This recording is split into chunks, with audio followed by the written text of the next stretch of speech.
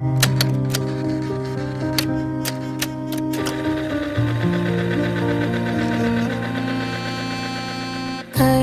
तत्व की अनुप्रेक्षा से आत्मबोध विकसाए, हम भेद ज्ञान प्रगटाए, हम भेद ज्ञान प्रगटाए।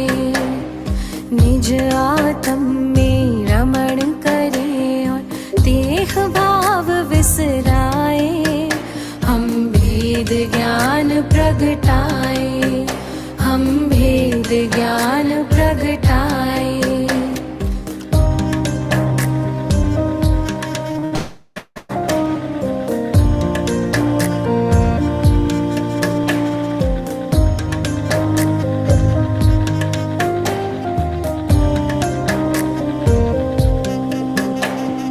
कर्म भिन्न है चेतन क्षीर नीर की भांति, तप का ताप लगे तो बिखरे सोने से ज्यों माटी। कर्म भिन्न है चेतन क्षीर नीर की भांति, तप का ताप लगे तो बिखरे सोने से ज्यों माटी।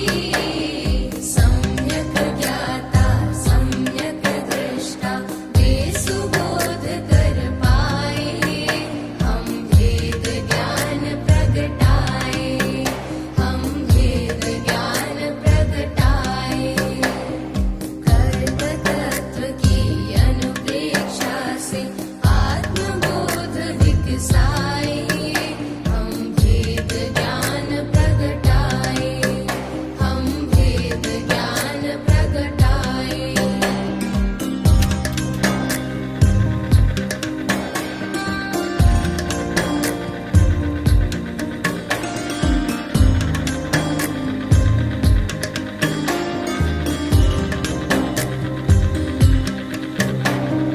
पुण्य भी पुत्कल पाप भी पुत्कल, कर्म भेद ये सारे बंधते अरु सत्ता में रहते फल दे न्यारे न्यारे।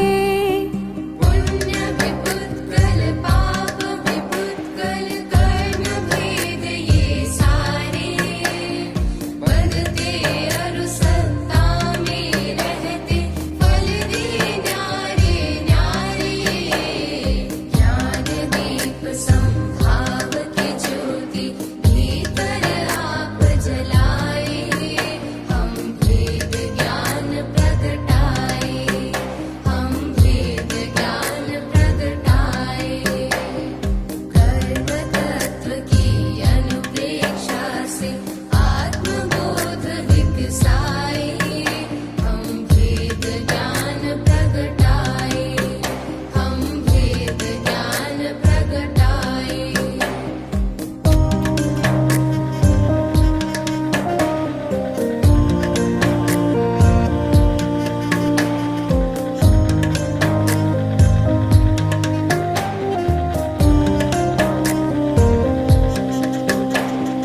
राग द्वेष और मोह तमस का आत्मदेव पर डेरा, कर्म प्रज्ञप्ति को तुम जानो होगा शीघ्र सवेरा।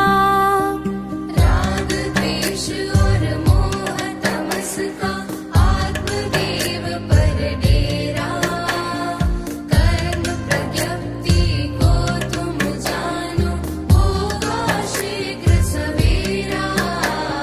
सिंह सत्व के शाश्वत स्वामी शाश्वत धाम को पाए, हम भेद ज्ञान प्रगटाए,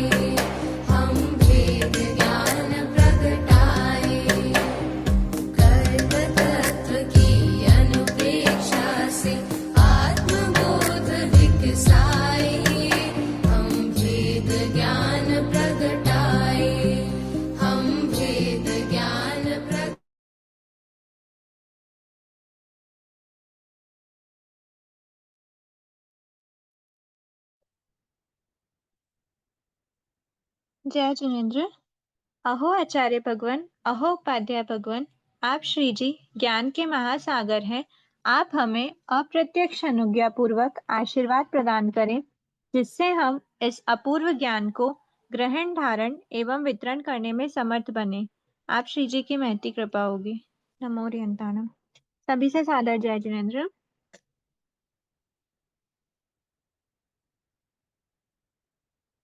आज हमें क्लास में स्टार्ट करना था स्थिति, जो हम लास्ट क्लास में कंटिन्यू कर रहे थे।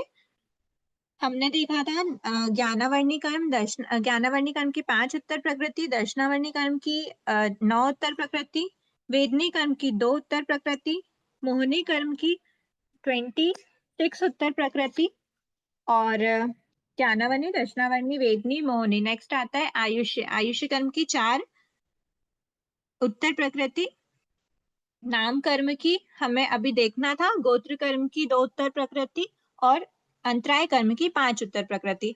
इन सभी का टोटल करने पे जो भी आ रहा है वो हमने देख लिया था। नाम कर्म में भी हमने बहुत सारी उत्तर प्रकृति देख ली थी, जैसे कि जो 14 पिंड प्रकृति है उसकी जितनी भी उत्तर प्रकृति थी वो सभी हमने देख ली थी उसमें। हाँ ठीक है, विहायो गति भी हमारा कंप्लीट हो गया था। अब आज हमें देखना है पराघात अष्टक। पराघात अष्टक में क्या आती है? पराघात, पराघात, आतप, उद्योत वगैरह जितनी भी पराघात, उच्छ्वास, आतप, उद्योत, गुरु लघु, निर्माण, तीर्थंकर, सॉरी तीर्थंकर,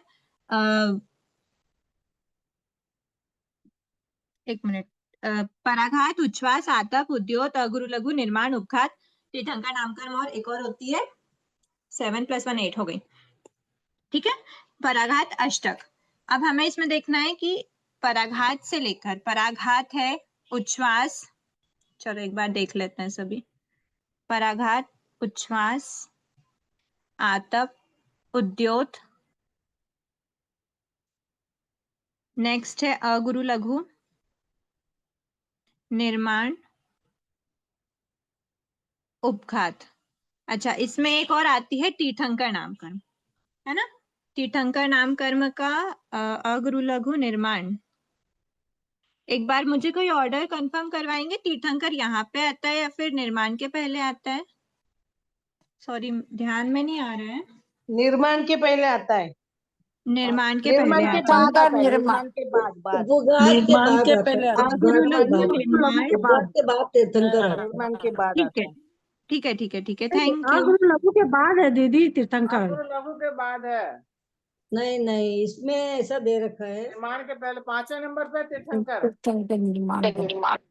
ठीक है 6 नंबर 6 नंबर है।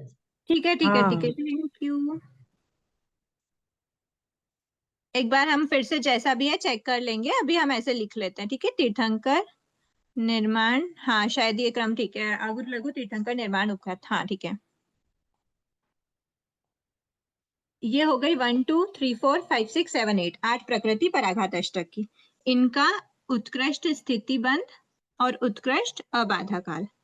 ठीक है, पराघात, उच्छ्वास, आतप, इन सब के लिए हमारे पास एक बहुत अच्छी ट्रिक है। मतलब ट्रिक तो क्या, बहुत सिंपल है इन सबको याद करना, कि यहां से लेकर यहां तक सभी का 20 kks ही होता है मैक्सिमम वाला, और मैक्सिमम वाला होता है उनका यूएबी होगा, उत्कृष्ट सॉरी उत्कृष्ट अबाधा काल होगा 2000 वर्ष का।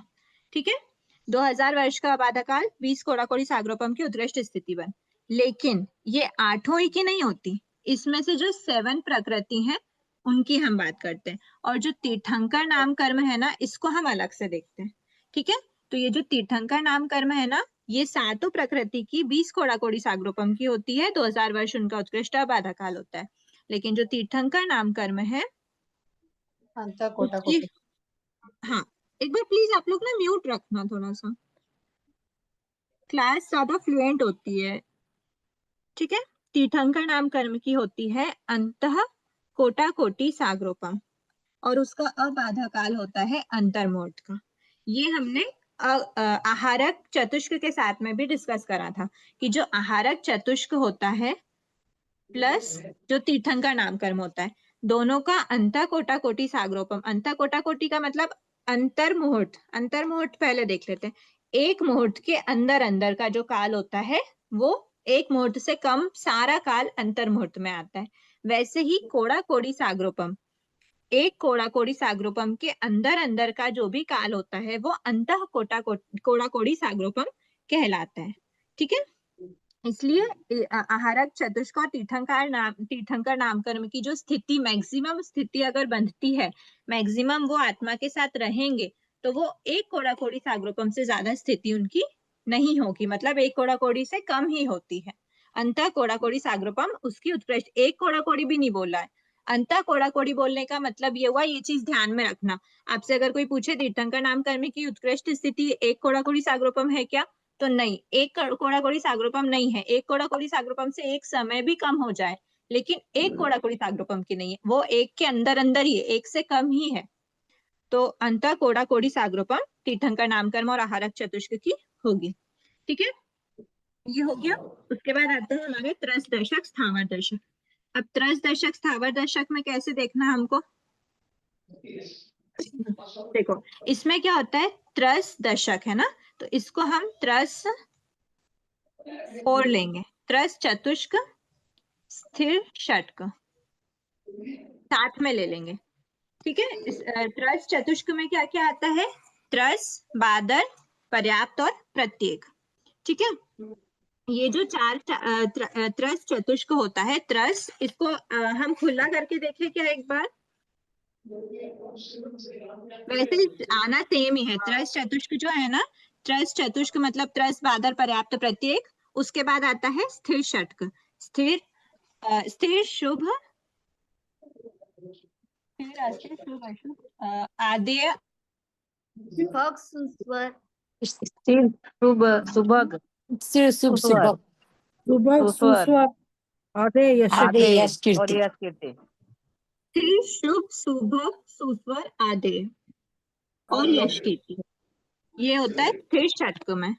ठीक है, तो त्रस चतुष्क और स्थिर षटक, इन दोनों को हमको देखना। ठीक है, ये दोनों में त्रस दशक की होती, सॉरी त्रस चतुष्क की होती है 10 कोड़ा कोड़ी सागरोपम की, सॉरी 20 कोड़ा कोड़ी सागरोपम की, और स्थिर षटक की होती है 10 कोड़ा कोड़ी सागरोपम की स्थिति। इसका अबाधा काल होगा 2000 वर्ष का और इसका होगा 1000 वर्ष का।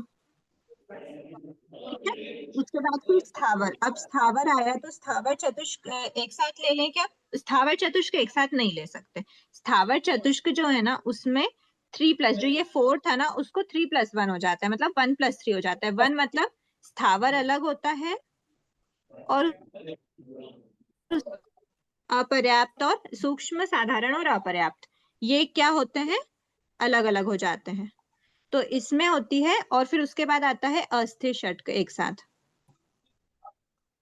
ठीक है, अब इन तीनों में हमको कैसे ध्यान में रखना, तो जो स्थावर है और अस्थिर षटक है, ठीक है, ये प्लस ये, इनकी दोनों की 20 कोड़ा कोड़ी सागरोपम होती है। ठीक है, और इसकी 10 नहीं होती, इसकी इससे थोड़ी सी ही कम होती है, 18। ठीक है, इसका 1800 वर्ष का अबाधा काल है, उसका 2000 वर्ष का अबाधा काल है। हो गया। अब इसमें आपको ये ध्यान में रखना, त्रस नामकरण की कितनी होती है, 20। स्थावर नामकरण की कितनी होती है, 20। फिर आता है त्रस के बाद पर्याप्त, त्रस बादर। बादर की कितनी होती है, बादर की तो 20 होती है, लेकिन उसके अपोजिट में क्या रहता है, सूक्ष्म। सूक्ष्म की 18 होती है। ठीक है, ये ध्यान रखना, त्रस की 20 होती है, स्थावर की भी 20 होती है, लेकिन उसके बाद आता है बादर सूक्ष्म। बादर की 20 होगी, सूक्ष्म की 18 होगी। उसके बाद क्या आता है, पर्याप्त और अपर्याप्त की 18 होगी। उसके बाद सूक्ष्म साधारण आता है ना, सूक्ष्म प्रत्येक 20 होगी, साधारण की 18 होगी। ठीक है, अस्थिर षटक, स्थिर षटक की 10 है, अस्थिर षटक की 20 है, ये ध्यान में रखना। ये स्थिर षटक 10 है, अस्थिर षटक 20 है। ठीक है, इसको हम एक बार ऐसे त्रस और स्थावर का अलग अलग लेके चले क्या, कि ये इसमें समझ में आ गया? समझ में आ गया मैडम। है समझ ना? में आ गया है। ये जो त्रस है, इसको अगर हम एक बार फिर से देख लें, त्रस नाम कर्म की 20, स्थावर नाम कर्म उसके अपोजिट है, उसकी भी 20। ठीक है, फिर आता है बादर, प्रत्येक और अपर्याप्त, उसकी होगी 20, लेकिन सूक्ष्म, अपर्याप्त, सूक्ष्म, साधारण और अपर्याप्त की 18 होती है। स्थिर षटक की 10 होती है, अस्थिर षटक की 20 होती है। ठीक है, ये याद हो गया। अब इसके बाद क्या बचा? हो गया, नामकर्म की कंप्लीट हो गई। ठीक है, गोत्र हमने देख ही लिया, बस गायत्री हमने देख ली थी। प्लीज आप लोग ना अनम्यूट, थोड़ा सा अपना बैकग्राउंड देखते हुए अनम्यूट होना। ठीक है, ये हो गई हमारी उत्तर कर्म, जो उत्तर कर्म प्रकृति थी उनकी हमने क्या देखी? मैक्सिमम उत्कृष्ट स्थिति बंध, मतलब मैक्सिमम उनकी कितनी स्थिति हो सकती थी। अब हम देखते हैं जघन्य। ये जितनी भी उत्तर प्रकृति हमने देखी है, कितनी उत्तर प्रकृति की हमने बात करी है? 140, 146, 148 इसलिए नहीं देखा, टोटल प्रकृति 148 होती है, हमने 148 इसलिए नहीं देखा क्योंकि 148 में से दो प्रकृति ऐसी हैं जिनका बंध ही नहीं होता। अगर दो प्रकृति का बंध ही नहीं होता तो फिर उनका उत्कृष्ट स्थिति बंध की बात ही नहीं आती। अब हम देखते हैं जघन्य स्थिति बंध। ठीक है, ये हमारी उत्तर प्रकृति है, इनका जघन्य स्थिति बंध और जघन्य अबाधा काल। अच्छा, अभी आप लोग मुझे एक बात बताओ, जघन्य अबाधा काल, जब हमने 8 मूल कर्म पढ़े थे तो जघन्य अबाधा काल कितना हुआ था? अंतर्मुहूर्त। अंतर्मुहूर्त। कितने कर्मों का अंतर्मुहूर्त था जघन्य अबाधा काल? सभी कर्मों का। सभी सभी कर्मों का। तो यहाँ पे हम जो 1 से लेकर तो 146 उत्तर प्रकृति पढ़ेंगे, उन सभी उत्तर प्रकृति का जघन्य अबाधा काल क्या होगा? अंतर्मुहूर्त। ठीक है, तो बहुत बड़ी चार्ट तो आपकी यहीं पे एक लाइन में ही फिनिश हो गई। जितनी भी उत्तर प्रकृति हैं उनका सबका जघन्य अबाधा काल क्या होगा? अंतर्मुहूर्त। ठीक है, अब उसके बाद क्या होता है, जघन्य स्थिति बंध जो रहता है ना, जघन्य स्थिति बंध में ना थोड़ी सी कॉम्प्लिकेशंस आते हैं। कैसे? यहाँ पे आपको एक फॉर्मूला लगाना पड़ता है। फॉर्मूला इसलिए लगाना पड़ता है, उसमें भी ना देखो पहले क्या होता है, ये जो टोटल 146 प्रकृति है, चलो जघन्य अनुभाव, सॉरी जघन्य अबाधा काल तो हमको समझ आ गया, क्या कितना है अंतर्मुहूर्त का। अब इसको हम एक तरफ रख देंगे, अभी हम सिर्फ और सिर्फ जघन्य स्थिति बंध की बात करेंगे। तो जघन्य स्थिति बंध जो है ना, इसको किस किस टाइप से 146 प्रकृति जो है उनमें से 146 प्रकृति में किस टाइप से वो हम उसमें बताएंगे। दोनों के लिए अलग अलग फॉर्मूला जैसे चलता है, मतलब तो दोनों का रीजन भी है वो हम देखते हैं। टोटल हमारी 146 प्रकृति है। ठीक है, इन 146 प्रकृति में से 39 प्लस 107 कितनी होती है? 146। ठीक है, 39 प्रकृति का हम अलग से देखेंगे, 107 प्रकृति का हम अलग से देखेंगे। इसका रीजन क्या है? इसका रीजन ऐसा है कि जो 39 प्रकृति हम देखेंगे ना वो अलग है, लेकिन जो 107 प्रकृति होती है ना, ये जनरली एकेंद्रीय के मतलब बांधने योग्य होती है। ठीक है, अभी हम देखते हैं 39 प्रकृति कौन सी है। 39 प्रकृति और ये जो ये वाली है, चलो अभी हम देखते हैं कौन कौन सी टोटल की जितनी उत्तर प्रकृति उनमें कौन कौन सी में इसमें डिफरेंशिएट किया गया। 39 में हम क्या ले रहे हैं? सबसे पहले ज्ञानावर्णी कर्म, सबसे पहले आता है ज्ञानावर्णी कर्म। ज्ञानावर्णी कर्म की पांचों प्रकृति हम एक साथ देख लेंगे। नेक्स्ट आएगा दर्शनावर्णी कर्म। दर्शनावर्णी कर्म में जैसे हमने उत्कृष्ट स्थिति बंध जब लिया था तो दर्शनावर्णी की कितनी प्रकृति को एक साथ लिया था? दर्शनावर्णी कर्म की सारी उत्तर प्रकृति का उत्कृष्ट स्थिति बंध हमने कितना देखा था? 30 कोड़ा कोड़ी सागरोपम। लेकिन यहाँ पे जघन्य स्थिति बंध के केस में ऐसा नहीं होता। जघन्य स्थिति बंध में दर्शनावर्णी चतुष्क जो पीछे की होती हैं, चक्षु दर्शनावर्णी, अचक्षु दर्शनावर्णी, अवधि दर्शनावर्णी और केवल दर्शनावर्णी, ये जो 4 उत्तर प्रकृति होती हैं इनका हम अलग से देखते हैं, और जो इसको हम अलग से देखते हैं। ठीक है, निद्रा प्रचला, निद्रा निद्रा, प्रचला प्रचला, स्त्यानार्थी। फिर आता है ज्ञानावर्णी हो गया, दर्शनावर्णी हो गया। अब वेदनी कर्म, तो वेदनी कर्म में 7 वेदनी को हम यहाँ पर देखेंगे, लेकिन असात वेदनी को हम 107 में देखेंगे। ठीक है, इसका रीजन क्या है आपको अभी पता चलेगा। जब हमारी ये ग्रैंड टोटल ये सारी प्रकृतियां आएंगी ना, तब हमको पता चलेगा कि ये वाली प्रकृति को हमने अलग क्यों लिया था। 7 वेदनी जघन्य स्थिति बंध, ठीक है, ध्यान रखना जघन्य स्थिति बंध का मतलब क्या हुआ। जघन्य स्थिति बंध मतलब सबसे कम स्थिति कब बंधेगी, किसी भी जीव की जघन्य स्थिति की बात कर रहे हैं, तो जघन्य स्थिति मतलब वो कम स्थिति वाला है, कम स्थिति उसकी बननी है, तो वो कम स्थिति कब बंधेगी, श्रेणी में, जब उसके कषाय। अभी हम श्रेणी की बात तो कर ही नहीं रहे, अभी जितना हमने पढ़ा ना उसमें से आपको आंसर देना है। ठीक है, ये भी उपयोग की बात होती है कि आपको किस समय पे किस कॉन्सेप्ट पे आपको कौन सा क्वेश्चन पूछ रहे हैं, उसके अकॉर्डिंग आपको आंसर देने हैं। ठीक है, अभी हमने जो पढ़ा है ना, अभी हमने यही पढ़ा था कि जितना हाई कषाय होता है, जब हम स्थिति का ग्राफ देखते हैं, स्थिति का अगर हाई लेवल होता है मतलब क्या है कि कषाय का लेवल भी हाई है। ठीक है, अगर हम ज्यादा स्थिति बांध रहे हैं इसका मतलब है कि कषाय भी बढ़ते हुए लेवल का है। अगर हमको मिनिमम से मिनिमम स्थिति बांधना है मतलब हमारा कषाय का लेवल भी क्या होना चाहिए, बहुत मिनिमम होना चाहिए।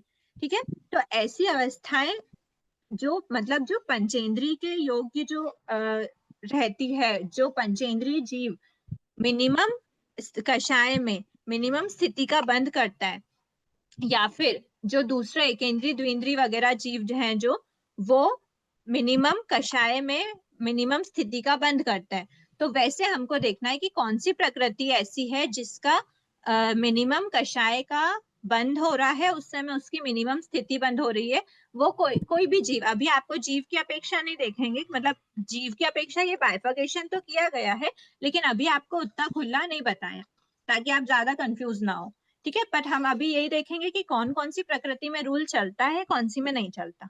जो डायरेक्ट याद करनी है वो हम यहाँ पे देख रहे हैं, और ये जो होता है ये रूल से चलती है। ठीक है, हो गई ज्ञानावर्णी, रचनावर्णी, वेदनी।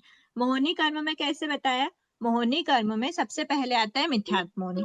मिथ्यात्व मोहनी यहाँ पे रखना है। ठीक है, ध्यान देते जाना। मिथ्यात्व मोहनी, अब मिथ्यात्व मोहनी कर्म में मिथ्यात्व वेदनी, दर्शन मोहनी होता है, चारित्र मोहनी होता है। सबसे पहले है मिथ्यात्व वेदनी, उसके बाद आता है सम्यक वेदनी, सम्यक मिथ्यात्व वेदनी। उसको देखना है क्या हमको, नहीं देखना, उसका बंद ही नहीं होता है। ठीक है, उसके बाद फिर हम आए अपनी चारित्र मोहनी। चारित्र मोहनी में सबसे पहले क्या होते हैं, अनंतानुबंधी कसाय चतुष्क, अनंतानुबंधी कषाय। अनंतानुबंधी चतुष्क हमको इस कैटेगरी में देखना है, अनंतानुबंधी चतुष्क। अप्रत्याख्यान चतुष्क भी हमें यहीं पे देखना है, और उसके बाद क्या आता है, प्रत्याख्यानावरण चतुष्क भी हमको यहीं पे देखना है। सिर्फ संज्वलन चतुष्क की बात आती है तो वो यहाँ पर होगा। ठीक है, थोड़ा आपको थोड़ा ध्यान में आ रहा होगा कि हम यहाँ पे क्यों बाइफर्केट कर रहे हैं। ये जो प्रकृति होती है ना, ये टॉप गुण स्थानों में भी होती है, इनका जो बंध होता है वो टॉप मोस्ट गुण स्थानों में भी होता है। ठीक है, यहाँ पे हम उसमें आगे आगे और देखेंगे। ठीक है, जैसे हमने इससे पहले भी शायद ऐसी कुछ बात करी थी ज्ञानावर्णी कर्म से रिलेटेड की वो श्रेणी में होता है, ऐसे कुछ बात हमने 10th गुण स्थान की देखी थी। ठीक है, तो ये हो गया संज्वलन चतुष्क। फिर आते हैं हम 9 कषाय पे। अब 9 कषाय में सबसे पहला क्या है, स्त्रीवेद। स्त्रीवेद हमको देखना है यहाँ पर। ठीक है, फिर आता है पुरुषवेद। पुरुषवेद यहाँ पर देखेंगे, थोड़ी अच्छी क्वालिटी वाली चीज है वो। फिर पुरुषवेद के बाद हो गया नपुंसक वेद, उसको भी हमको यहीं पे ही देखना। फिर आता है हास्य षटक। अब हास्य षटक में कैसा होता है, हास्य रति शोक और जुगुप्सा। तो ये पूरा के पूरा हास्य षटक हमको यहीं पे ही देखना है।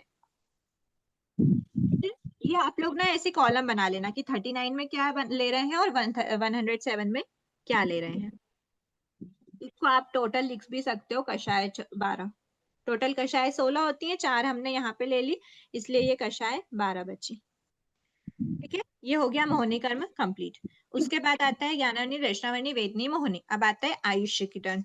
आयुष्य की टर्न जब आएगी ना, तो हम चारों टाइप के आयुष्य को यहीं पे ही लेंगे, ठीक है। चारों टाइप की आयु का जघन्य स्थिति बंध की बात कर रहे हैं। फिर आया आयुष्य नाम कर्म। नाम कर्म को अभी एक तरफ रखते हैं। फिर गोत्र कर्म। गोत्र कर्म में उच्च गोत्र यहाँ पर लेंगे, नीच गोत्र हम यहाँ पर देखेंगे। फिर आता है अंतराय। अंतराय कर्म कहाँ पर देखना है, तो अंतराय कर्म वापस यहीं पर। अंतराय की पांचों प्रकृति एक साथ। अब आप पहले ये काउंट कर लो, इसमें कुछ छूट रहा है क्या, तो वो हमको फिर पता चल जाएगा। 5, 9, 10, 14, 15, 19, 20, 25। ये कितनी हो गई, 25। हमको कितनी चाहिए, 39। मतलब अभी हमें और कितनी ऐड ऑन करना है, 14। 9 9 30 एक मिनट, 39 है ना। 14 हाँ 14 हो गया। 14 प्रकृति और ऐड करना है। तो ये 14 प्रकृति कौन सी होंगी, तो 14 प्रकृति में नाम कर्म की अभी हमने नहीं देखी। अब नाम कर्म में अच्छी क्वालिटी की हमको देखना है, अच्छी क्वालिटी की कौन कौन सी रहेंगी। तो देखो कैसे होता है अच्छी क्वालिटी, मतलब थोड़ा सा ना एकदम आप ऐसा नहीं समझना अच्छी क्वालिटी या बुरी क्वालिटी, इसमें आप कोई प्रकृति आ जाए तो आप पूछो कि ये तो बुरी क्वालिटी की नहीं है, फिर हमने इसमें क्यों रखी, ठीक है। अब 39 प्रकृति कौन सी होती है, तो 39 प्रकृति नाम कर्म में सबसे पहले हम स्टार्ट करते हैं गति। गति नाम कर्म कहाँ पर जाएगा, गति कितने टाइप की होती है, 4, ठीक है।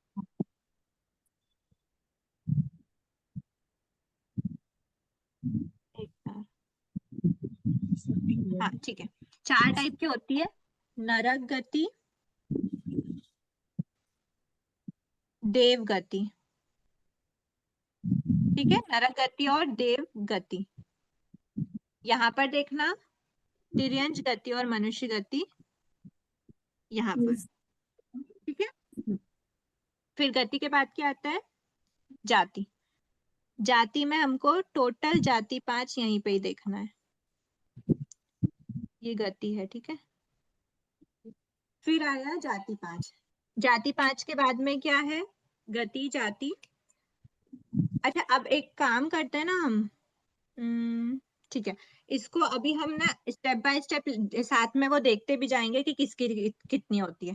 तो एक बार हम यहाँ पर देख लेते हैं, उसके बाद जितने भी नामकरण की टोटल 14 के अलावा जितनी प्रकृति बची है वो सब इसमें आ जाएंगी, ठीक है। तो यहाँ पे क्या आती है, तो गति नामकरण में से नरक गति, देव गति। उसके बाद फिर मतलब ये यहाँ पे जो चीज आती है ना, वो पूरी वैक्री अष्टक बोलते हैं जिसको। वैक्री अष्टक क्या होता है, वैक्री, अच्छा इसमें एक चीज और देख लेते हैं हम। अब गति और जाति तक तो पहुंच ही गए, शरीर पे भी देख लेते हैं। शरीर में औदारिक, जाति 4 होगा कि 5 होगा, सॉरी सॉरी सॉरी, गति 4 है, जाति 5 है, ठीक है, थैंक यू। औदारिक शरीर, वैक्री शरीर, वैक्री तो हमको यहाँ पर देखना है, वैक्री वाली चीज है यहाँ पर देखना है। औदारिक शरीर, वैक्री शरीर, आहारक शरीर भी यहाँ पर देखना है। औदारिक, वैक्री, आहारक, तेजस, कार्मण हमको यहाँ पर देखना है, तेजस और कार्मण। ये शरीर नामकरण है। अब आप मुझे बताओ शरीर नामकरण के बाद क्या आता है, शरीर अंगोपांग। शरीर अंगोपांग किसके होते हैं, औदारिक, वैक्री और आहारक के, ठीक है, तेजस कार्मण के नहीं होते। अब जिसको जो बिलोंग करेंगे, शरीर अंगोपांग, शरीर बंधन, शरीर संघातन, जैसे जैसे बिलोंग करते हैं वैसे वैसे उनके साथ में बंध होता है। तो औदारिक शरीर को बिलोंग करता है औदारिक शरीर नामकर्म, या फिर औदारिक शरीर अंगोपांग नामकर्म, या फिर औदारिक शरीर बंधन, औदारिक शरीर संघातन नामकर्म। तो सभी को हम एक साथ ही देखेंगे। तो औदारिक चतुष्क यहाँ पर है, वैक्री चतुष्क यहाँ पर है, आहारक चतुष्क यहाँ पर है।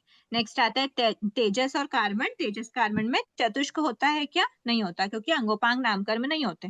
तो यहाँ पर सिर्फ त्रिक होती है, तेजस नाम शरीर नामकर्म, तेजस बंधन शरीर, तेजस शरीर बंधन नामकरण, तेजस शरीर संघातन नामकरण, सेम कार्बन शरीर के लिए, ठीक है। ये हो गया। फिर गति, जाति, शरीर, शरीर अंगोपांग, शरीर बंधन, शरीर संघातन। फिर आता है आनुपूर्वी। आनुपूर्वी नामकर्म में जैसे जिसकी गति रहती, गति के साथ साथ में हमको आनुपूर्वी को फिट करना है। तो यहाँ पे गति और आनुपूर्वी दोनों हो जाएगी। नरक गति नरक आनुपूर्वी, देव गति देवानुपूर्वी, तिर्यंश गति तिर्यानुपूर्वी। ठीक है, ये इसके साथ में फिट हो गया। ठीक है, ये हो गया हमारा। अच्छा, ये विहायो गति भी बचा है ना। विहायो गति, दोनों विहायो गति है।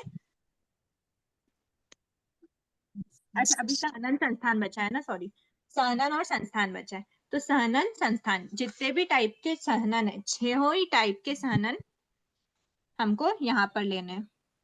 बोर्ड छोटा पड़ गया, अरे देखो यहाँ पर काम चला लेंगे। ठीक है, ये हो गया सहनन 6, संस्थान 6, ये भी यहीं पे आता है। ठीक है, फिर आया सहनन 6, संस्थान 6, वर्ण चतुष्क। अब वर्ण चतुष्क के जो भी वर्ण चतुष्क में कितने भेद होते हैं? वर्ण चतुष्क के टोटल वर्ण 5, गंध 2, वर्ण गंध रस 5, स्पर्श 8, ये सभी इसी में आएंगे। नेक्स्ट, विहायो गति। दोनों टाइप की विहायो गति हम इसी में लेंगे, प्रशस्त विहायो गति और अप्रशस्त विहायो गति। ठीक है, ये हो गया पिंड प्रकृति। अब पराघात अष्टक। पराघात अष्टक में जैसे हमने इससे पहले हमने उसके लिए उत्कृष्ट स्थिति बंध के लिए देखा था कि जो पराघात की 7 प्रकृति हैं उनको हमने एक साथ लिया था, एक्सेप्ट तीर्थंकर नामकर्म। वैसे ही इस बार भी पराघात की जो 7 प्रकृति हैं उसको हम एक साथ लेंगे, तीर्थंकर नामकर्म को हम इधर पे लेंगे, तीर्थंकर नामकर्म सिंगल है। ठीक है, ये हो गया। अब उसके बाद हमारा आता है त्रस दशक और स्थावर दशक। त्रस दशक में त्रस की 9 प्रकृति, त्रस दशक की 9 प्रकृति और स्थावर दशक की सभी 10 प्रकृति। अब इसमें से क्या कम हुआ है? टॉप क्वालिटी की चीज है यश कीर्ति। जो हमने स्थावर में अयश कीर्ति तो इंक्लूड किया, लेकिन त्रस में यश कीर्ति नाम कर्म को हमने यहाँ पर डाल दिया, यश कीर्ति नाम कर्म। ठीक है, अब आप कैलकुलेट करोगे, ये हमारी 14 हो गई है क्या? यहाँ तक तो हमारी 29 हो गई थी, नहीं सॉरी 25 हो गई थी। उसके बाद हमको 14 और ऐड ऑन करना था। तो 1 2 6 10 11 12, 2 और कहाँ रह गई? वो आगे 12 2 14 होगी ना, हो गई 14, 14 हो गई। नरक देव गति और यानपुरी। हाँ हाँ, ये 4 है ना। हाँ, ये नरक द्विक है और देव भी द्विक है। हाँ। 4 4 4 12 13 14। ठीक है, ये हो गई हमारी टोटल कितनी? 39। 39 प्रकृति की स्थिति हम अलग से डिस्क्राइब करते हैं। और ये जो प्रकृति हमने टोटल देखी है कितनी है? ये 107। तो ये जो 107 प्रकृति है, इन सारी 107 प्रकृति के लिए एक फॉर्मूला चलता है। ठीक है, हम उस फॉर्मूले के मदद से उसको बहुत इजीली निकाल लेते हैं। मतलब अगर आपने एक बार फॉर्मूला याद कर लिया, फिर आपके ये सारी प्रकृति का सॉल्यूशन मिल जाएगा। वो फॉर्मूला प्लस उसके लिए आप ध्यान रखना, उसके लिए आपको क्या किस चीज की जरूरत रहती है। तो उसके लिए आपको इस वाली जो जघन, इन सभी प्रकृति के जो जघन स्थिति बंध है, उसके लिए आपको उसका उत्कृष्ट स्थिति बंध याद होना चाहिए। ठीक है, इसलिए हमने जो लास्ट क्लासेस में हमने उत्कृष्ट स्थिति बंध जो हमारा देखा था कि कैसे कैसे सबको हमने ट्रिक से याद किया था एक एक प्रकृति का, वो आपको याद होना बहुत कंपलसरी है। तभी आप इनको, अगर आपको उत्कृष्ट स्थिति बंध याद हो गया तो विथ इन सेकेंड्स आप इन सबका जघन स्थिति बंध स्थिति बंध किस पे डिपेंड करता है? उनके उत्कृष्ट स्थिति बंध पे। मतलब जो मैक्सिमम जघन स्थिति बंध है, जघन स्थिति मैक्सिमम नहीं होती, स्थिति बंध जो मिनिमम स्थिति बंध किया जाता है वो, मतलब स्थिति का मिनिमम काल, जितने मिनिमम काल तक ये कर्म आत्मा के साथ कम से कम इतने काल तक तो रहेंगे ही रहेंगे, ऐसी वाली बात होती है। तो वो हमको उत्कृष्ट स्थिति बंध के अकॉर्डिंग फॉर्मूले में पुट करना पड़ेगा। ठीक है, मतलब हमारे उस फॉर्मूले में ही उत्कृष्ट स्थिति बंध आता है, तो वो हमको याद रखना पड़ेगा। अभी हम देखते हैं लेफ्ट ये साइड का बोर्ड नहीं दिख रहा, लेफ्ट साइड। अभी तो मैं दिखा ही नहीं रही थी लेफ्ट, क्योंकि अभी अब हम इनकी बात करेंगे। अभी हम सिर्फ 107 के लिए बोल रहे थे कि इनकी आपको उत्कृष्ट स्थिति बंध बाय हार्ट करनी है, तो ये शायद हमारी नेक्स्ट क्लास में डिस्कस होगा। तब तक आप उत्कृष्ट स्थिति बंध इन सभी प्रकृति का बाय हार्ट कर लेना। अगर आपने साथ साथ में कर लिया है, अगर आपने साथ साथ में चार्ट बनाया है तो ठीक है, नहीं तो आप एक बार स्क्रीनशॉट ले सकते हो ताकि आप बाद में इसको देख लेना। ठीक है, डन, आगे बढ़ते हैं।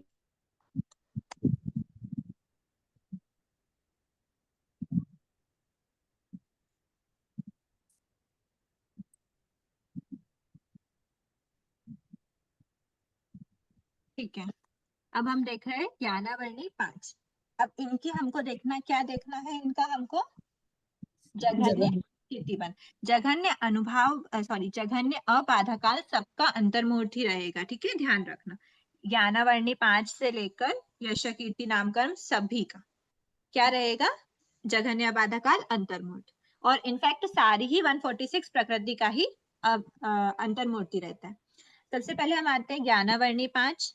ज्ञानावर्णी की 5 प्रकृति, इनका कितना जघन्य स्थितिबंध हो सकता है, तो वो बोलते हैं अंतर्मूर्त का स्थितिबंध हो सकता है ज्ञानावर्णी 5 का।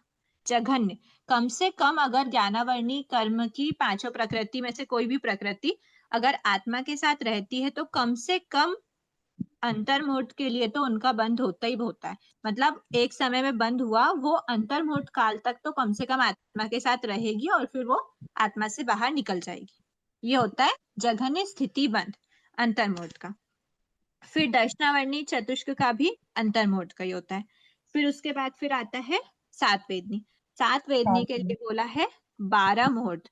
अच्छा, अभी आपको ध्यान में आया होगा कि जो हमने जघन्य स्थितिबंध वेदनी कर्म का करा था वो कितना था, उत्कृष्ट तो 30 कोड़ा कोड़ी सागरोपम का था, जघन्य कितना था,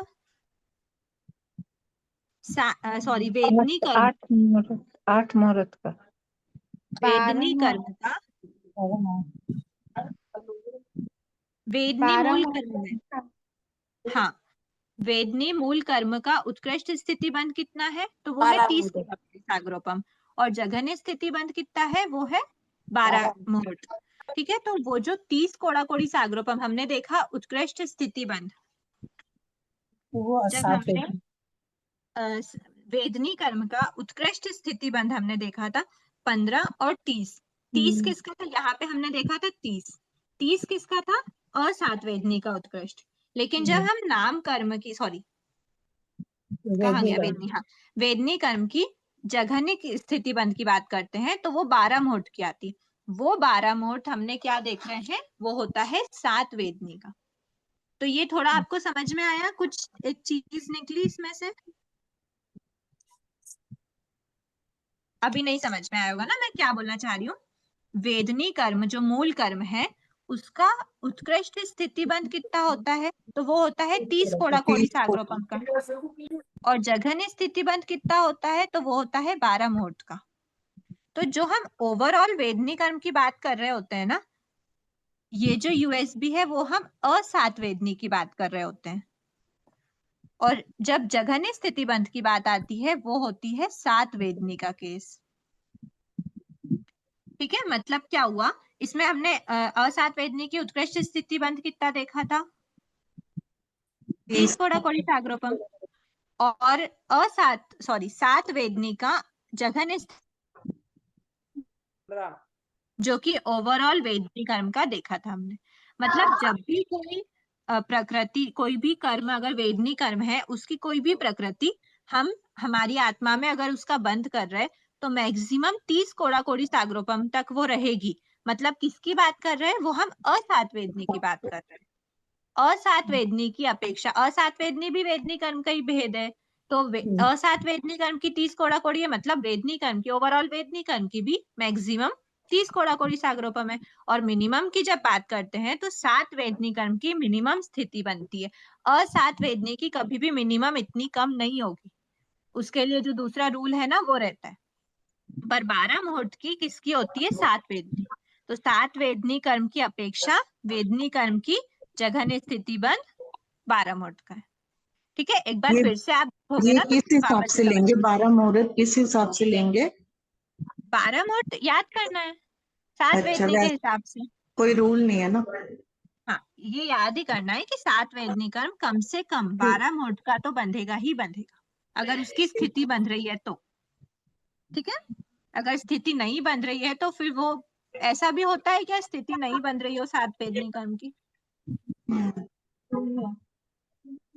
जिनने आगे का पढ़ रखा होगा उन्हें पता होगा कि ऐसा होता है। ओनली 7 वेदनी का केस ऐसा होता है, 7 वेदनी कर्म का ही ऐसा बंद होता है जो बिना स्थिति वाला होता है, क्योंकि वो अकशाई अवस्था है। कोई भी जीव अकशाई अवस्था में, अगर हमारी ये कषाय और अकषाय वाला पॉइंट भी एक बार डिस्कस हुआ था कुछ क्लास पहले।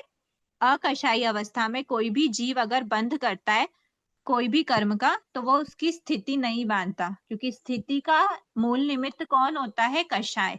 कषाय के निमित्त से ही स्थिति का बंध होता है। तो जब कषाय ही नहीं होता, मतलब अकषाई अवस्था है, तब स्थिति का बंध होता ही नहीं है। और वो प्रकृति 7 वेदनी कर्म की प्रकृति होती है। 7 वेदनी का जब जीव बंध करता है उस समय उसकी स्थिति अलॉट नहीं करता। ठीक है, ठीक। अभी हम देख रहे हैं हो गया। ठीक है, वेदनी कर्म। उसके बाद आया वेदनी के बाद आया मोहनी का टर्न। मोहनी कर्म में संज्वलन चतुष्क की हमने बात करी। ठीक है, तो संज्वलन चतुष्क। अब संज्वलन चतुष्क जो है ना, इसमें एक अलग अलग हमको ध्यान में रखना होता है। कैसे? संज्वलन क्रोध, क्योंकि जब इनका जो बंध होता है ना संज्वलन चतुष्क में, बंध मतलब बंध उदय ये सब ना उसका चारों ही कर्मों का एक साथ नहीं होता, चारों ही कर्म प्रकृति का। क्रोध का सबसे पहले बंध रुकता है, मान का बंध उससे थोड़ा सा ज्यादा रहता है, और मतलब थोड़े ज्यादा टाइम तक मान का बंद करते रहता है जीव, फिर थोड़ा और ज्यादा टाइम तक वो माया का बंद करता रहता है। मतलब ऐसे सबसे पहले क्रोध का बंध स्टॉप होता है, जीव इतने टाइम तक क्रोध का बंध स्टॉप कर देता है, मैक्सिमम इतने टाइम तक ही जीव क्रोध का बंद कर सकता है। उससे ज्यादा टाइम तक वो मान का बंद कर सकता है, उससे ज्यादा टाइम तक वो माया का बंद कर सकता है, ऐसा होता है। ये हाई लेवल्स की बातें होती है, ये श्रेणी की, मतलब 8th 9th गुण स्थान की बातें होती हैं। ठीक है, तो जैसे क्रोध संज्वलन का तो चतुष्क ये 2 माह संज्वलन योग जैसे अलग आएगा ना इसमें? तो इसमें जैसे चारों ही अलग आएंगे। नहीं, जैसे हाँ संज्वलन क्रोध चतुष्क का में ले रहे हैं, जैसे हाँ। क्रोध का संज्वलन 2 सबसे माह ले पहले, रहे हैं और मान का 1 माह ले रहे हैं, तो फिर ज्यादा तो नहीं है ना? ये कम हो गया ना मान का? अरे मैं आपको अभी जघन्य स्थिति बंध नहीं बता रही हूँ, मैं आपको बता रही हूँ कि इनके चारों को अलग अलग क्यों लिया गया, क्योंकि इनका जो बंध का लेवल होता है ना, संज्वलन क्रोध, हम्म मान, संज्वलन माया माया और संचलन लोभ। और संज्वलन लोभ, इनको हमको अलग अलग लेना पड़ता है, सबका अलग अलग स्थिति बंध होता है। क्योंकि जघन्य स्थिति बंध इनका जब अलग अलग इसलिए बोला गया है क्योंकि इनका मतलब बस इसलिए बताया है याद करने के लिए, आप ऐसा नहीं हो कि आप संज्वलन चतुष्क का एक साथ समझ बैठो। इनका अलग अलग होता है क्योंकि इनका जो बंध करने का टाइमिंग होता है ना, जहाँ पे इनका बंध रुकता है, जिसको बोलते हैं बंध विच्छेद, वो भी अलग अलग होता है। सबसे पहले क्रोध, संज्वलन क्रोध का बंध विच्छेद होता है, मतलब आपकी आत्मा जब हायर लेवल पे चढ़ेगी ना, तो सबसे पहले वो संज्वलन क्रोध का बंध करना स्टॉप करेगी। तब वो माया, मान माया लोभ तीनों का बंद करती रहेगी, लेकिन सबसे पहले संज्वलन क्रोध का बंद स्टॉप करती है, ऐसा होता है। ठीक है, तो इसलिए अभी यहाँ पे हम जघन्य स्थिति बंद मतलब कम से कम कितने टाइम तक संज्वलन क्रोध का अगर हमने इस समय बंद किया तो वो हमारी आत्मा के साथ कितने टाइम तक रहेगी, तो वो बताया है कि 2 माह का मैक्सिमम, सॉरी मिनिमम 2 माह तक तो आत्मा के साथ कर्म, मतलब जब भी हम संज्वलन क्रोध का बंद कर रहे हैं वो मिनिमम से मिनिमम 2 माह की स्थिति तो बंधती ही है। ठीक है, उसके बाद अगर संज्वलन मान का कर रहे हैं तो वो 1 माह रहता है। ठीक है, उसके बाद संज्वलन माया का अगर बंद कर रहे हैं तो वो होता 15 है दिन 15 दिन का। और अगर हम संज्वलन लोप का पाठ बनाएं। अंतर्मुहूर्त, एक मिनट, अंतर्मुहूर्त रहेगा ना? अंतर्मुहूर्त। चलो अभी हम एक बार संज्वलन लोप को एक तरफ रखते हैं। हाँ चलो ठीक है, संज्वलन लोप को भी देख लेते हैं, अंतर्मुहूर्त। ठीक है, ये हो गया संज्वलन क्रोध, संज्वलन मान, संज्वलन माया, संज्वलन लोप। इसको आप याद कैसे रखोगे? हाफ कर देना, सबसे पहले स्टार्टिंग करना 2 माह, 2 माह का हाफ कर देना 1 माह, 1 माह का हाफ कर देना 15 दिन, 15 दिन से भी छोटा क्या है? अंतर्मुहूर्त। ठीक है, ऐसे आप याद कर सकते हो। फिर आता है पुरुष वेद। ठीक है, थोड़ा स्पॉज हो गया। पुरुष वेद का जो रहता है ना, पुरुष वेद का होता है 8 वर्ष। ये याद रखने वाली चीज है, पुरुष वेद का जघन्य स्थिति बंध होता है 8 वर्ष। कोई भी जीव अगर पुरुष वेद का बंध करता है तो वो कम से कम 8 वर्ष की स्थिति उसमें अलॉट करता है। ठीक है, ये हो गया मोहनिकर्म। उसके बाद आया 4 आयुष्य। 4 आयुष्य को एक बार हम अभी लास्ट में देखते हैं। ठीक है, जो उसके बाद क्या है? उच्च गोत्र। उच्च गोत्र और यहाँ पर यश कीर्ति। उच्च गोत्र और यश कीर्ति दोनों के लिए क्या होता है? 8 मुहूर्त। अब ये आपको याद आया होगा, नाम कर्म और गोत्र कर्म। याद आया? नाम कर्म और गोत्र कर्म का मैक्सिमम मतलब जब हमने साथ में मूल कर्म की बात करी थी, उसमें जघन्य स्थिति बंध कितना लिया था हमने? 8 मुहूर्त लिया था। वो 8 मुहूर्त हमने किसकी अपेक्षा से लिया था? नाम कर्म का जघन्य स्थिति बंध 8 मुहूर्त होता है, किस अपेक्षा से? यश कीर्ति नाम कर्म के कारण। मिनिमम यश कीर्ति नाम कर्म का ही इतना होता है, इससे ज्यादा जो भी दूसरे कर्म है उसका इससे ही ज्यादा ही होगा। फिर गोत्र कर्म में उच्च गोत्र का 8 मुहूर्त होता है, नीच गोत्र का उससे ज्यादा ही होगा। तो इसलिए गोत्र कर्म मूल कर्म का 8 मुहूर्त हमने मिनिमम लिया था जघन्य स्थिति बंध। ठीक है, ये हो गया उच्च गोत्र यश कीर्ति। अब हम आते हैं, अच्छा एक और चीज हम आते हैं, आहारक, चतुष्क और तीर्थंकर नाम कर्म। इसका हमने यूएसबी क्या लिया था? उत्कृष्ट स्थिति बंध,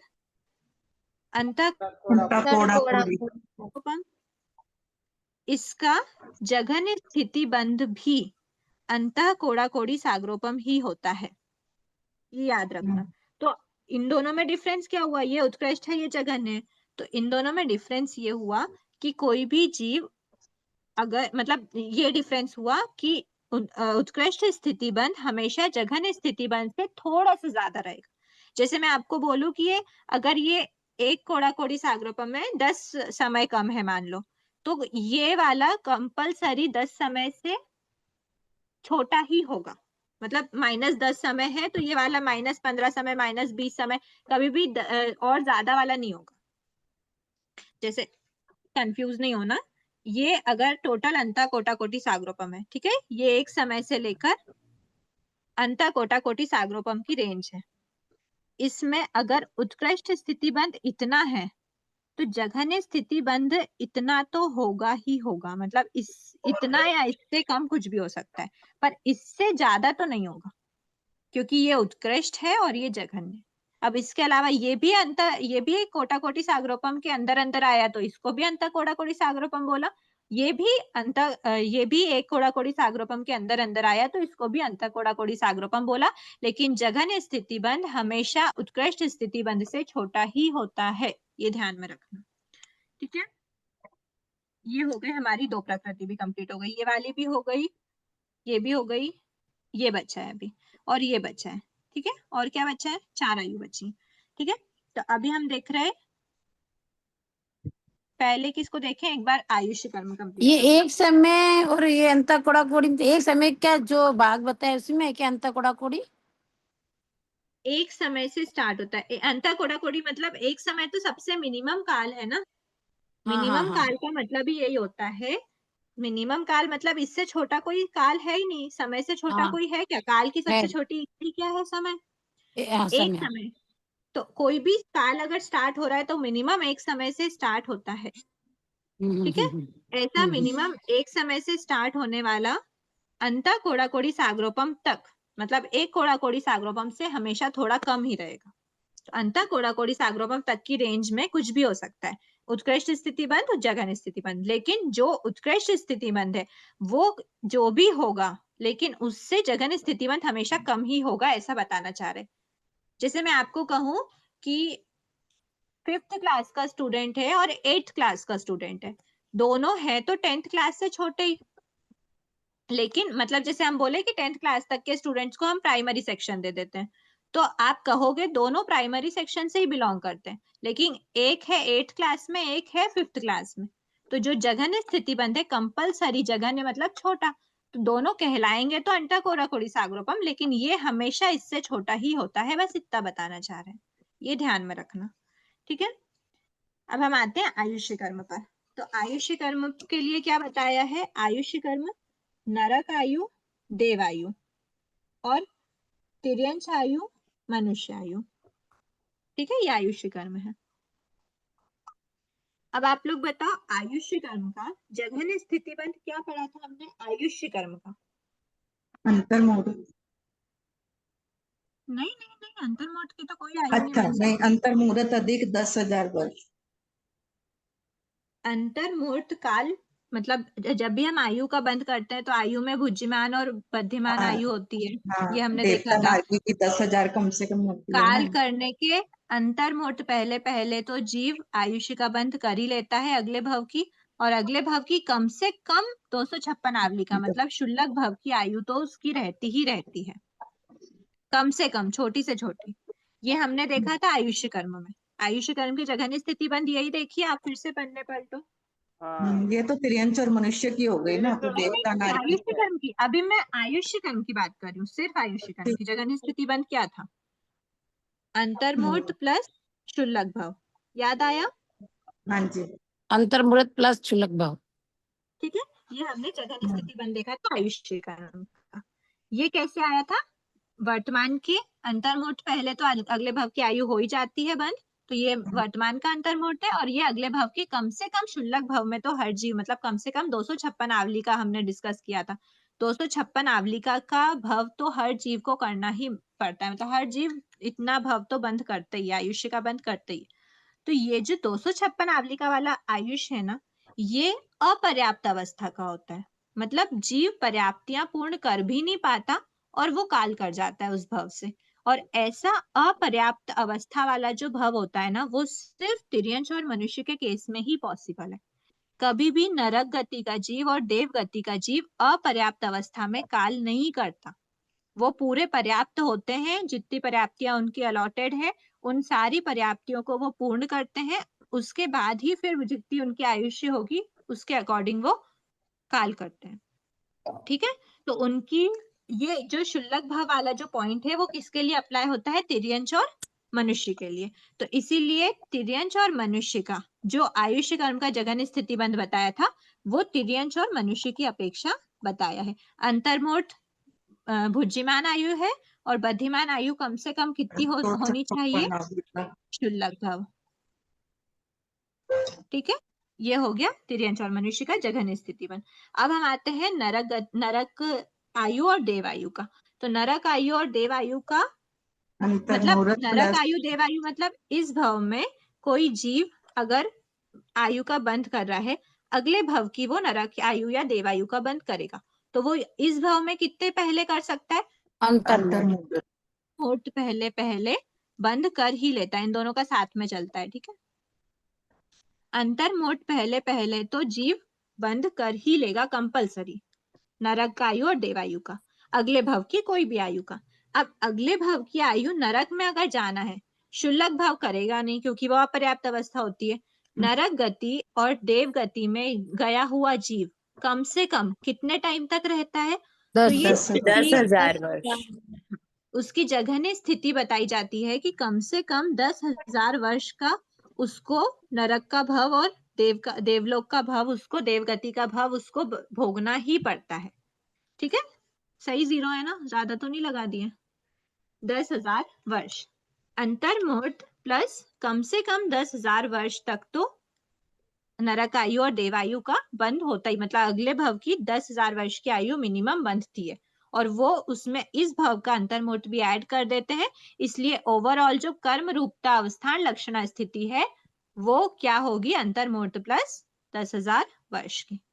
ठीक है, ये उसकी जघन्य आयुष्य हो गई। ये हमने देख लिया। हमारे कितने कंप्लीट हो गए, ये भी कंप्लीट हो गया, ये भी हो गया था। अंतराय 5 बचा ना। अंतराय 5 भी सेम ज्ञानावर्णी और दर्शनावर्णी के जैसा होता है। जैसे हमने ज्ञानावर्णी 5 दर्शनावर्णी चतुष्क देखा, वैसा ही यहाँ पे हम अंतराय को भी फिट कर देते हैं। अंतराय 5 में भी अंतर्मुहूर्त ही होता है। ठीक है, ये हो गया इतना। अब हमारा इसमें कुछ बच रहा है क्या? हाँ, अभी हमारा नाम कर्म बचा हुआ है। नाम कर्म में क्या बचा है? नरक गति नरकानुपूर्वी, देव गति देवानुपूर्वी, फिर आता है वैक्रीय शरीर अंगोपांग, वैक्रीय शरीर बंधन, वैक्रीय शरीर संघातन। अच्छा, इसमें क्या होता है ये आपको याद रखना है। देखो, इसमें नरक गति नरकानुपूर्वी और वैक्रीय चतुष्क, इसका हम अलग से देखते हैं। थोड़ा बोर्ड पे चलिए नीचे।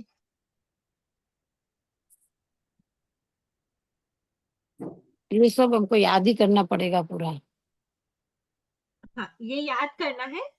बाकी बहुत कुछ तो आपको समझ में आया होगा देखकर कि हमको कैसे याद करना है। वो एक के बाद एक, हम जब हमारे पास बहुत बड़ी चार्ट होती है ना तो उसको याद करना मुश्किल होता है।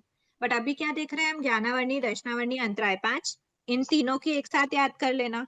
ठीक है, ज्ञानावर्णी 5 दर्शनावर्णी चतुष्क अंतराय 5, ये तीनों एक साथ याद कर लेना अंतर्मुहूर्त की। उसके बाद 7 वेदनी की, 7 वेदनी होती है 12 मुहूर्त। तो मुहूर्त मुहूर्त वाली कौन कौन सी चीजें हैं? तो हमने जब देखा था नाम कर्म, वेदनी कर्म की, नाम कर्म की और गोत्र कर्म की, ये तीन ऐसी थी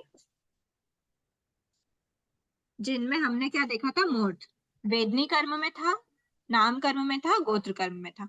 12 8। ठीक है, मुहूर्त वाली जो बात है वो 12 मुहूर्त और 8 मुहूर्त किस में थी? वेदनी कर्म में और नाम कर्म गोत्र कर्म में। तो वेदनी कर्म में टॉप मोस्ट कौन सा है? दो में से, 7 वेदनी या फिर असात वेदनी? तो 7 वेदनी। 7 वेदनी की 12 मुहूर्त हो गई।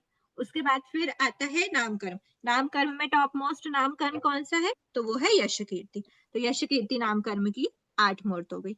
फिर गोत्र कर्म आता है। गोत्र कर्म की गोत्र कर्म में उच्च नीच में से कौन सा अच्छा वाला है? उच्च गोत्र, तो वो भी 8 मुहूर्त हो गई। ठीक है, ये क्लियर हो गया। ज्ञानावर्णी हो गया, दर्शनावर्णी हो गया, अंतराय हो गया, वेदनी कर्म हो गया, गोत्र कर्म हो गया, नाम कर्म हो गया। अब हमारे पास बचा क्या? मोहनी कर्म और मोहनी कर्म, आयुष्य कर्म और नाम कर्म। नाम कर्म की कुछ प्रकृति बची है। ठीक है, तो मोहनी कर्म में अब हमको कैसे देखना है? मोहनी कर्म में हमको, हमारे पास सिर्फ संज्वलन चतुष्क और पुरुषवेद, सिर्फ 5 प्रकृति है मोहनी कर्म की। संज्वलन चतुष्क में इंडिविजुअल देखना और पुरुषवेद देखना 5वां।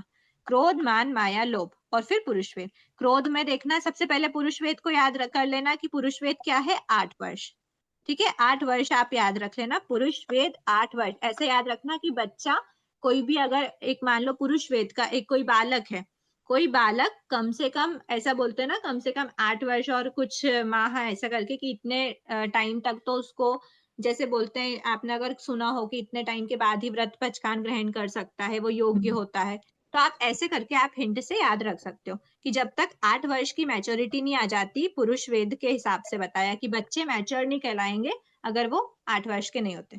आप ऐसे याद रख सकते हो, पुरुष वेद का क्या होगा? 8 वर्ष जगन स्थिति बंद। फिर आता है क्रोध मान माया लोभ। इसका मैंने याद करवाई दिया, 2 माह बस याद रख लेना, उसका हाफ कर देना, उसका हाफ कर देना, उसका और कम, सबसे मिनिमम संज्वलन लोभ। संज्वलन लोभ को आप ऐसे भी याद रख सकते हो, जो संज्वलन लोभ है वो ज्ञानावर्णी दर्शनावर्णी अंतराय की कैटेगरी में आता है। क्योंकि ये जो आप, इसके पीछे एक रीजन भी है। ज्ञानावर्णी 5 दर्शनावर्णी चतुष्क अंतराय 5 और संज्वलन लोभ, इनका जो बंद होता है ये 10th गुण स्थान में होता है। 10th गुण स्थान तक इनका बंद होता है। 10th गुण स्थान तक इनका बंद होता है, लेकिन क्रोध मान माया का बंद 9th गुण स्थान में रुक जाता है।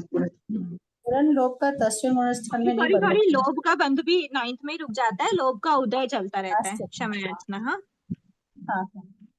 हाँ, सॉरी, इसका चलो वो चीजें एक तरफ रखते हैं। बस ऐसा समझो थोड़ा सा कि ये जो लोभ है ना वो थोड़ा अच्छा, इन सभी में से थोड़ा सा डाउन लेवल का कषाय होता है, तो इसको हम इसके साथ रख लेंगे।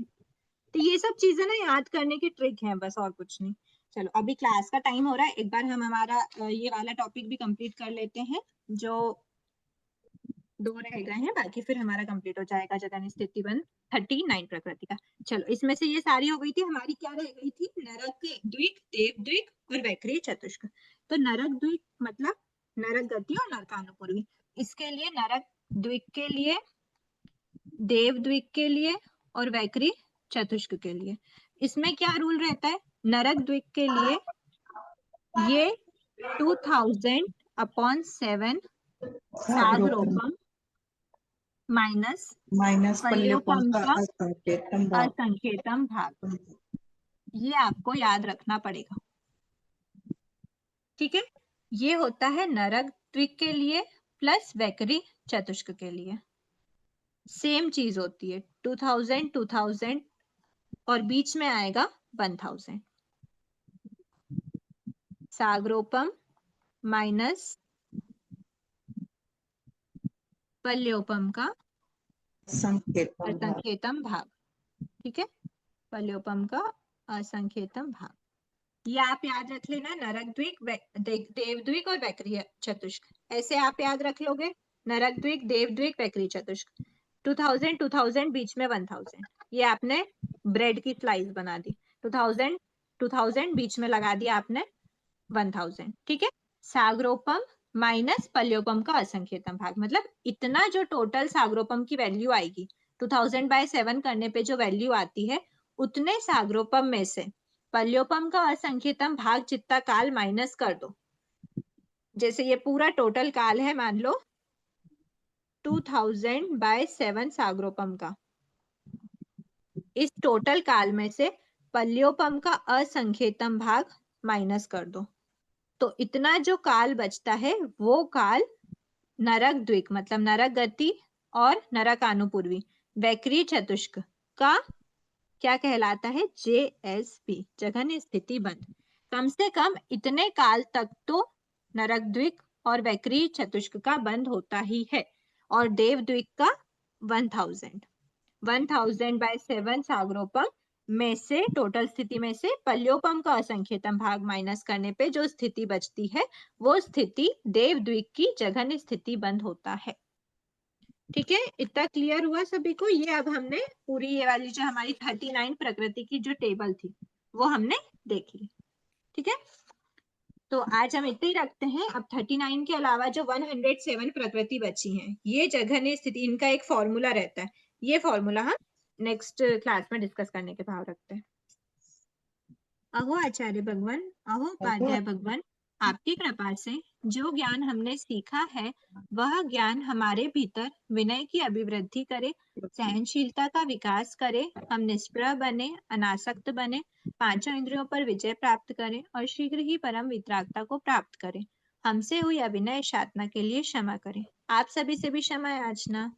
जय जिनेन्द्र। ये एक बार आप लोग देखेंगे ना तो आपको वापस से ध्यान में आ जाएगा, इसमें डाउट वाली कोई बात थी नहीं, थोड़ा सा याद बस करना है, ठीक है।